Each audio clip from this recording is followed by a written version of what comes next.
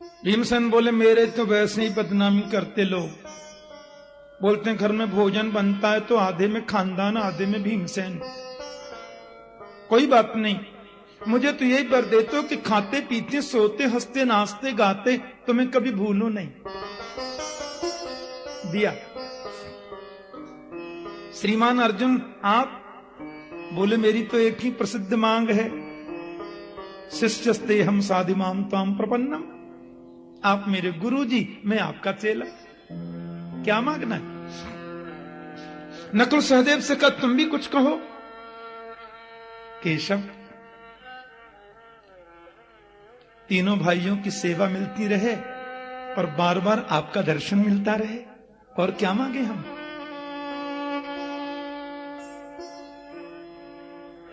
द्रौपदी से पूछा देवी आप? द्रौपदी बोली मेरे तो सखा हैं आप, ये भाव कभी मेरे मन से निवृत्त न हो। आपने सखी कहा दुलार से, ये भाव बनाए रखना केशव। लेकिन क्रांति तो तब आई जब बारी सुभद्रा की।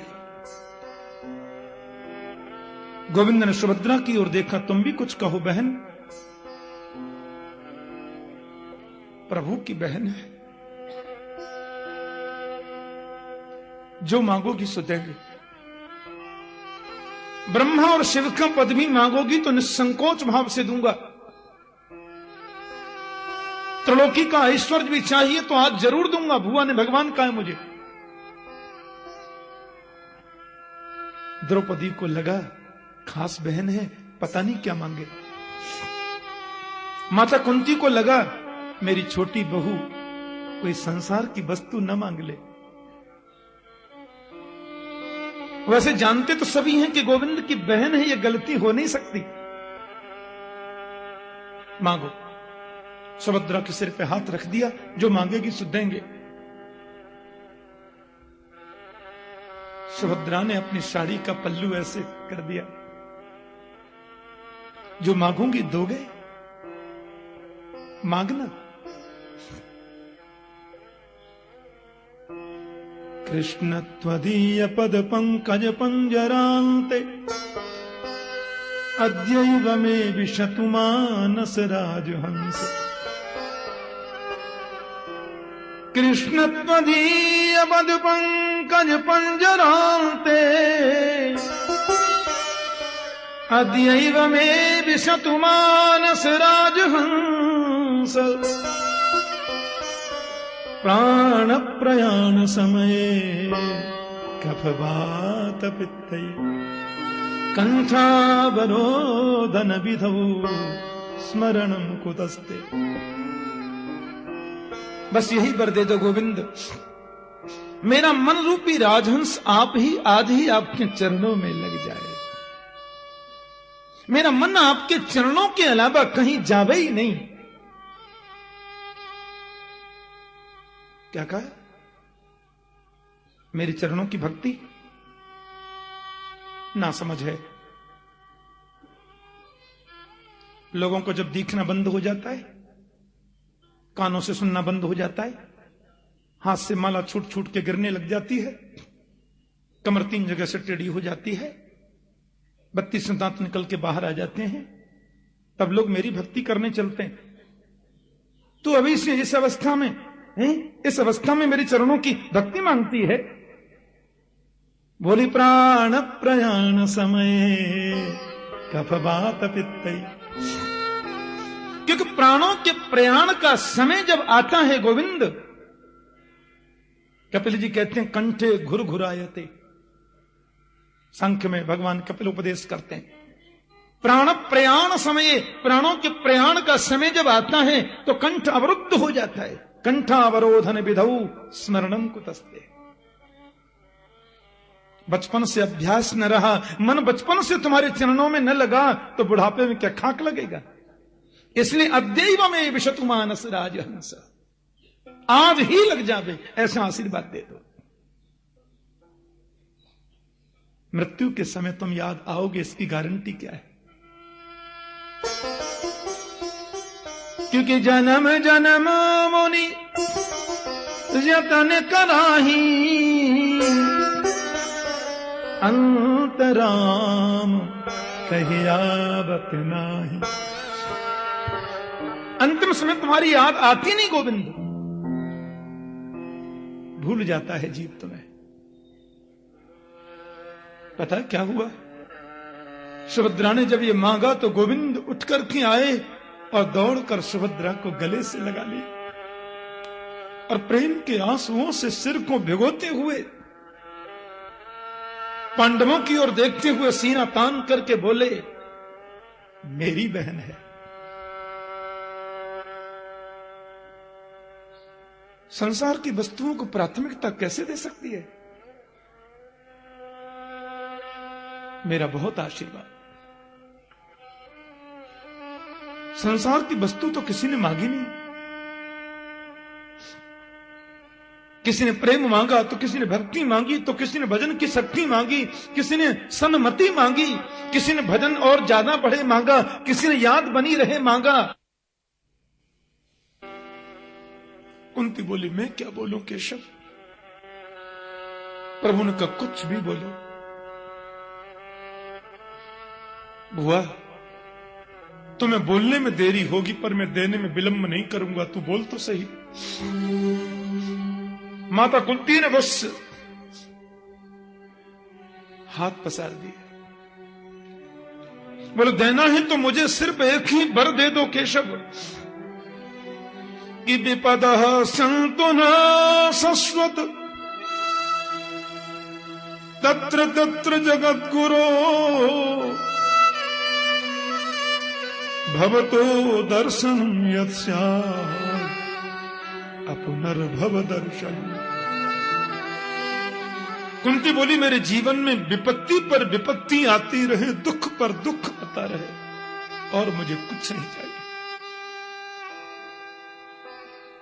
एक विपत्ति दूर नहीं हो दूसरी आ जाए, दूसरी दूर नहीं हो तीसरी आ जाए, विपत्ति पर विपत्ति पर विपत्ति आए, ये वर मेरी झोली में दे दो। गोविंद बोले, भुआ क्या मांग रही हो तुम? ये दुख भोगते भोगते तेरा पेट नहीं भरता? जीवन में तुमने कभी सुख पाया है? मुझे एक भी दिन तुम गिना दो भुआ, तो तुमने जीवन में कभी सुख पाया हो? आज फिर दुख, आज फिर तुमने दुख मांग लिया। जरा कुंती के चरित्र पर हम लोग एक नजर डाल करके देखें। जन्म हुआ मथुरा में, महाराज सूरसेन की लाडली बेटी, नाम था प्रथा। लेकिन प्रथा का जन्म हुआ, सूरसेन के परम मित्र आ गए महात्मा कुंती भोज, और वो प्रथा को गोद ले गए। नाम था प्रथा, कुंती भोज ने नाम रख दिया कुंती। बालक ये तो समझता ही है, जन्म मेरा कहीं हुआ, पालन कहीं हो रहा है। तुम्हारा बचपन सुख से नहीं बीता। बड़ी हुई, शादी हो गई कुंती माता की, तो पति मिला पीलिया का मरीज, जन्म से ही पीलिया का मरीज, महाराज पांडु। पांडु महाराज की दो पत्नी, बड़ी पत्नी कुंती, छोटी पत्नी माद्री।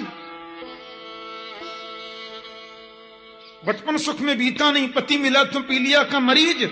उस पति का भी कोई सुख नहीं, क्योंकि पति को भी शाप लगा है कि तुम सहवास की कामना से अपनी पत्नी के पास जाओगे तो तुम्हारी मौत हो जाएगी, मर जाओगे। एक नारी के लिए इससे बड़ा कष्ट और क्या होगा।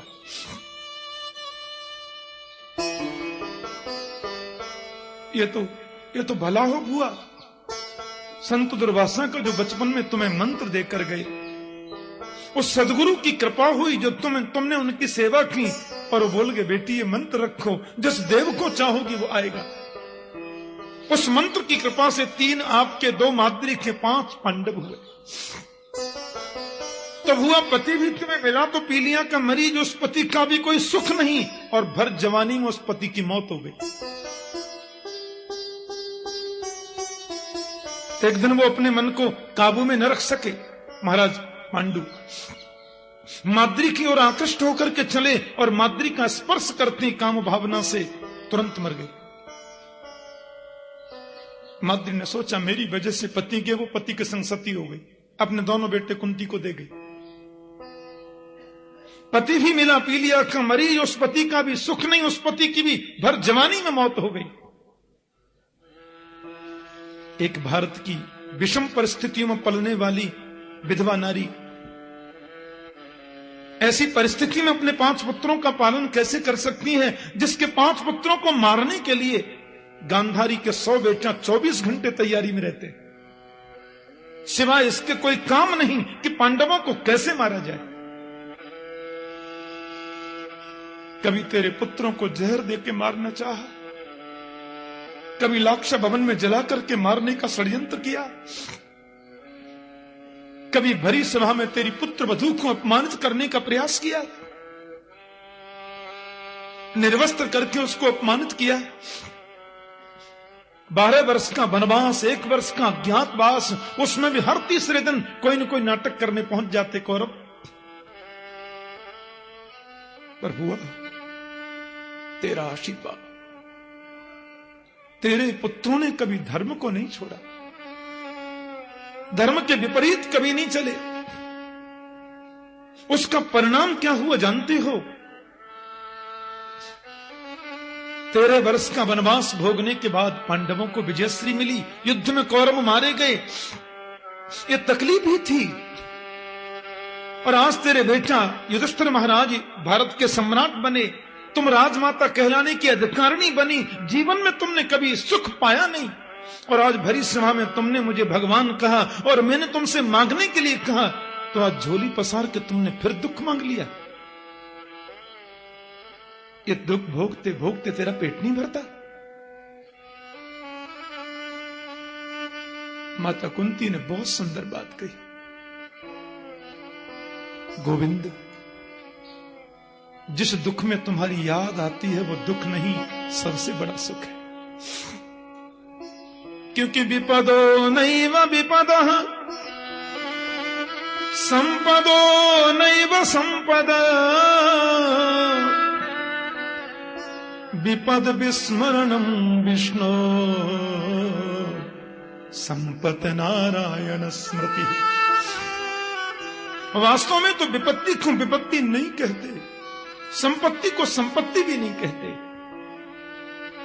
सबसे बड़ी विपत्ति तो यही है कि जीव तुमको भूल जाए।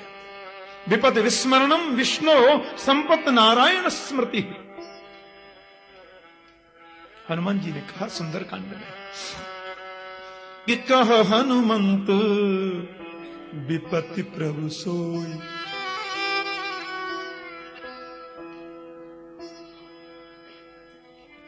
जब तब सुमिरन भजन न हो। जीव तुम्हें भूल जाए इससे बड़ी विपत्ति और क्या है? तुम्हारी याद बनी रहे इससे बड़ी संपत्ति और क्या है? केशव, मुझे तो केवल विपत्ति दे दे। इन्हीं शब्दों को कबीर अपनी भाषा में कहते हैं कि सुख के माथे सिल पर पत्थर पड़े,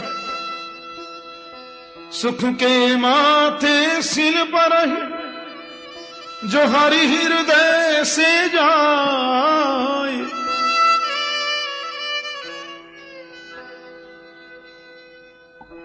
बलिहारी वहां दुख की जो पल पल नाम जपा। ऐसे सुख को लेकर के क्या करें? ऐसा वैभव, ऐसा साम्राज्य लेकर भी क्या करें जो भगवान को भुला दे? बलिहारी व दुख की जो पल पल नाम जपाए। क्योंकि भवतो दर्शनम यत्स्यात् अपनर्भव दर्शनम। मैं कहां तक गिनाऊं? जब जब मेरे पुत्रों के जीवन में, मेरे जीवन में संकट आया, पता नहीं तुम्हारी क्यों याद ज्यादा आई, और जब जब तुम्हारी याद आई तब तब तुमने दर्शन दे दिया। हे केशव, ऐसे दुख को तो मैं अपना सबसे बड़ा साथी मानती हूं। मेरे पुत्र को विष दिया गया, आपने रक्षा की। लाक्षा भवन में जलाने का प्रयास किया, आपने रक्षा की। और वन में जहां जहां संकट आए, जहां जहां विपत्तियां आई, आपने बचाया। मैं कहां तक गिनाऊं? अभी अभी आपने मेरी पौत्र वधू के गर्भ में प्रवेश करके मेरे प्रपौत्र को बचा लिया। तो आज गोविंद मेरे सामने जो खड़े हैं, वो उस दुख का ही तो फल है। और जो दुख मुरलीधर से मिला है, वो दुख नहीं है, वो तो सबसे बड़ा सुख है। प्रभु ने कुंती को प्रणाम करके कहा, नाम हुआ यह मैं बिल्कुल नहीं दे सकता।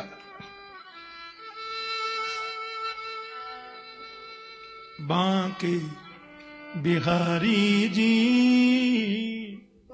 दूर करहु दुख मेरा, बांके बिहारी जी। दुख की परिभाषा बताएंगे। दुख मेरा अवध बिहारी जी दूर करहु दुख मेरा, अवध बिहारी जी दूर करो दुख मेरा। सुना है जो तेरे दर पे आवे, सुना है जो तेरे दर पे आवे, उसके सब दुखड़े मिट जावे, उसके सब दुखड़े मिट जावे। शरण तुम्हारी जी दूर करो दुख मेरा, शरण तुम्हारी जी दूर करो दुख मेरा।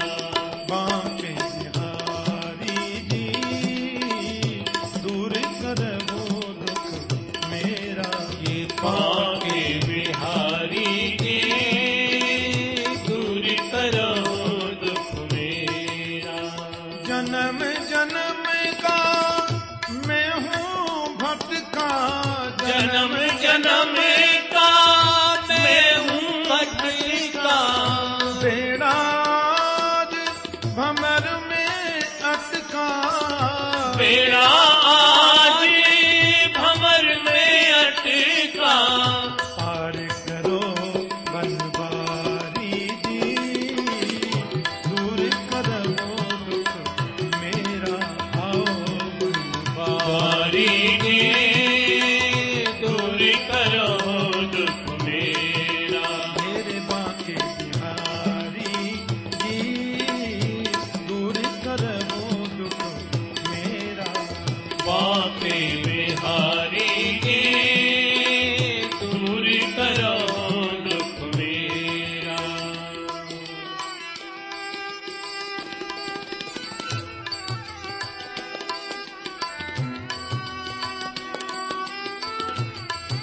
तुम्हारी स्मृति बनी रहे।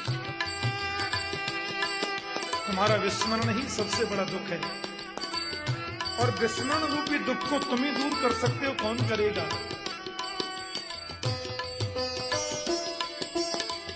सुंदर भाव है।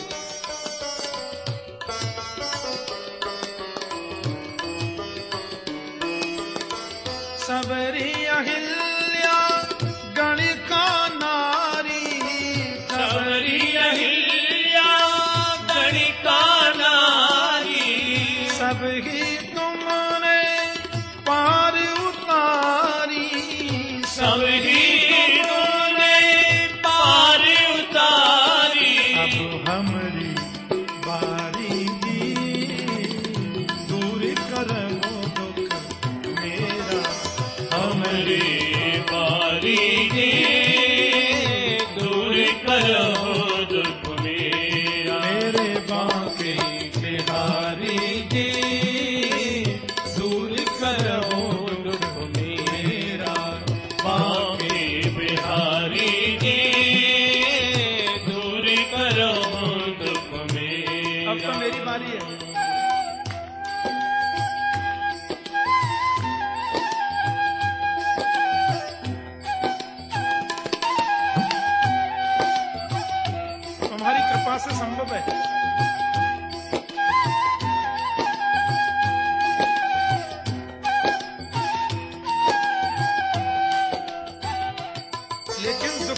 ये तो बताओ।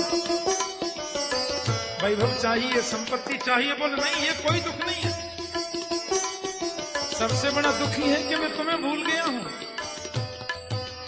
अब इस दुख की निवृत्ति ये है कि अंतिम क्षणों में मुझे आके दर्शन दे देना। भगवान का सुदर्शन चक्र लेके आवे कि धनुष बाण लेके आवे, कौन सी झांकी पसंद है तुम्हें? मोर मुकुट पीतांबर धारी, मोर मुकुट पीतांबर धारी, संग में हो श्री राधिका प्यारी, संग में हो श्री राधिका प्यारी, संग में हो ब्रस भान दुलारी, संग में हो भान दुलारी, मोहन गिरवर धारी जी, दूर करो दुख मेरा गिरवर धारी जी, दूर करो दुख मेरा, बांके बिहारी जी, दूर करो दुख मेरा, बांके बिहारी जी, दूर करो दुख मेरो है दो टूक मना कर दी। बहुत भोग लिया, बहुत हो गया, ये नहीं दो पाऊंगा मैं। कुंती बोली दुख नहीं दे सकते, एक काम तो कर सकते हो। गोविंद बोले क्या? बोले स्नेह पास मिमाम छिंदी, ये जो ममता की डोर बंधी है ना, इसको तोड़ दे गोविंद। इतना तो कर सकते हो। अब मैं बिल्कुल निवृत्त होना चाहती हूं। मैं चाहती हूं कि वृत्तियां संसार में भटकना बंद कर दें और तुम्हारे चरणों से जुड़ जाएं, बस। इसलिए स्नेह पास मिमाम छिंदी।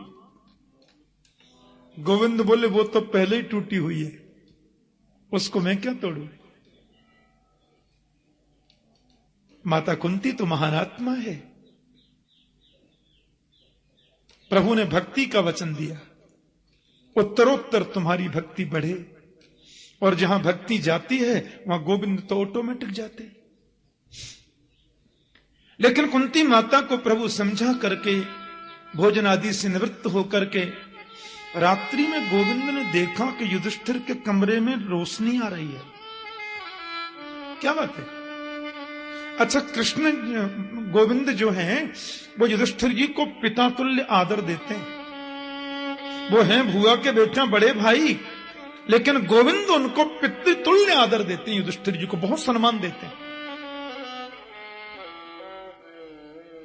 भीमसेन से तो कभी कभी विनोद भी कर लेते हैं, अर्जुन से तो बहुत प्यार रखते हैं, और नकुल सहदेव के प्रति वात्सल्य दृष्टि है।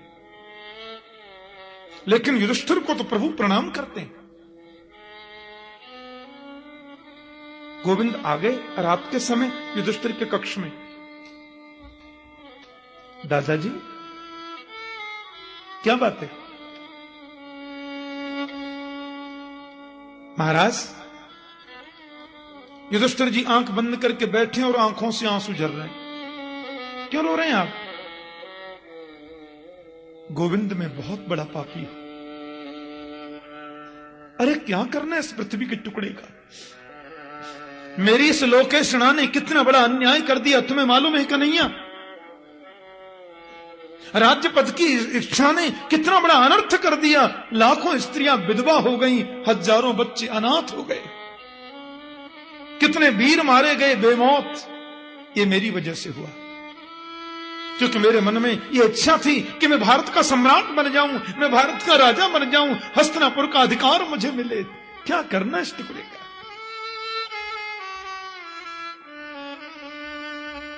गोविंद बोले युद्ध के समय वो बिखर गया था, अब ये बिखर गया। और बिल्कुल जो उपदेश प्रभु ने युद्ध में अर्जुन को दिया वही युधिष्ठिर जी को दे रहे हैं। क्यों आप दुखी होते हैं? ना भुक्तम क्षीयते कर्म जन्म को ठिसतैरपि अवश्यमेव भोक्तव्यम कृतं कर्म शुभाशुभम। व्यक्ति जो करता है सो भोगता है। आपने मारा ये सोचते क्यों हैं? आपको तकलीफ मिली, आपके कर्म थे, उनको कष्ट मिला, उनका कर्म था, सबका फल सबने भोगा, बात खत्म। कर्म ही प्रधान है महाराज। कोई न काऊ सुख दुख करे दाता निज कृत कर्म भोग सुनिभ्राता। लक्ष्मण जी महाराज निषादराज गोह को उपदेश करते हैं। हाँ, जैसे गीता में अर्जुन विषाद योग है, ऐसे रामायण में निषाद विषाद योग है। लक्ष्मण जी ने समझाया, उनको बड़ा सुंदर उपदेश किया। कोई किसी को दुख नहीं देता, कोई किसी को सुख नहीं देता। निज कृत कर्म, ये कर्म जो है ना छाया की भांति हमारे साथ है। आप एक भी उदाहरण ऐसा नहीं दे सकते कि आदमी गया छाया साथ है ही नहीं, ऐसा कभी नहीं हो सकता। जहां हम जाएंगे कर्म छाया के रूप में हमारे साथ रहेंगे। और अवश्यम एव भोक्तव्यम, भोगना पड़ेगा। कृतं कर्म शुभाशुभम, जिसने किया उसने भोगा। सुनो, रात बीत गई पूरी समझाते समझाते युधिष्ठिर की समझ में 1% भी नहीं आया। बोले क्यों? अर्जुन को जो समझाए थे वही बात टोटल यहां समझा दिए, उधर समझ में आ गई, इधर आती नहीं। क्यों? इसका एक बड़ा विचित्र कारण है। संतजन कहते हैं कि बताने वाले के प्रति जब तक आदर का भाव नहीं होगा, उसकी बताई बातों पर आप पर असर नहीं हो सकता, उस पर विश्वास भी नहीं हो सकता। अब बात यह कि अर्जुन जब गीता सुन रहे हैं तो अर्जुन तो स्पष्ट बोलते हैं, शिष्यस्तेहम साधिमाम काम प्रपन्नम। अर्जुन बड़े जिज्ञासु बनकर के पूछ रहे हैं और शिष्यत्व स्वीकार करते हैं। गुरु दृष्टि है गोविंद के प्रति। लेकिन युधिष्ठिर महाराज की नजर में तो कन्हैया नन्हा बालक है। इनकी आंखों पर चश्मा तो वात्सल्य का है। कर लो बात। ठीक है, वो ये भी मानते हैं, युधिष्ठिर जी ये जानते हैं कि भगवान है, वो ये भी जानते हैं कि साक्षात परब्रह्म है, पर गोविंद जब सामने आते हैं तो चश्मा वात्सल्य का लग जाता है। ओह मेरा गोपाल है।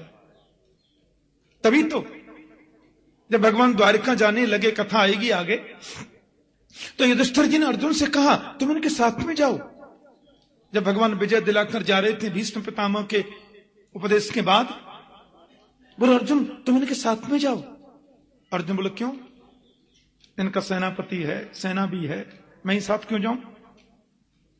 युधिष्ठिर बोले जिद नहीं करते, जल्दी जाओ। बोले क्यों जाऊं? तुमको पता नहीं कितना महंगा कुंडल पहन रखा है, कितना महंगा हार, कितनी महंगी करधनी है, जंगल में चोर डाकू ने छुड़ा लिया तो? अर्जुन बोले कर लो बात। जिनकी कृपा से हमने कौरवों के सेना रूपी सागर को ऐसे पार कर लिया जैसे कोई गाय के बछड़े के खुर के गड्ढे को पार कर लेता है, उनके हार को कोई चोर छुड़ा सकता है? अरे नहीं, भील आते बीच में, भीलों की नगरी है, साथ में जाओ और जंगल पार करा के आओ। इतना सब देखने के बाद भी युधिष्ठिर को गोविंदा भी बालक ही दिखाई देते, वात्सल्य भाव, उनकी दृष्टि ऐसी।